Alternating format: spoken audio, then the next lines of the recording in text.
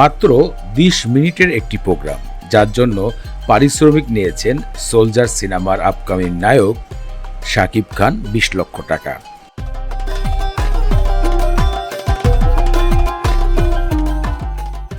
এতেই মানুষের মাথা ঘুরে গিয়েছিল, কিন্তু আবার নতুন সূত্রে জানা গেল 20 মিনিটের জন্য পারিশ্রমিক 20 লক্ষ টাকা নয়, 35 লক্ষ টাকা পারিশ্রমিক নিয়েছেন বাংলাদেশের মেগাস্টার শাকিব খান।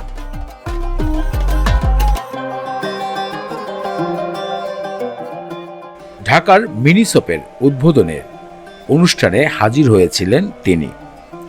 সেখানে মাত্র 20 মিনিট দর্শকদের সাথে সৌজন্য সাক্ষাৎ করেন এবং মিনিশপের বিভিন্ন প্রোডাক্ট তিনি পর্যবেক্ষণ করেন এবং তার সাথে দেখা করে তার অন্ধ ফ্যান ফলোয়াররা।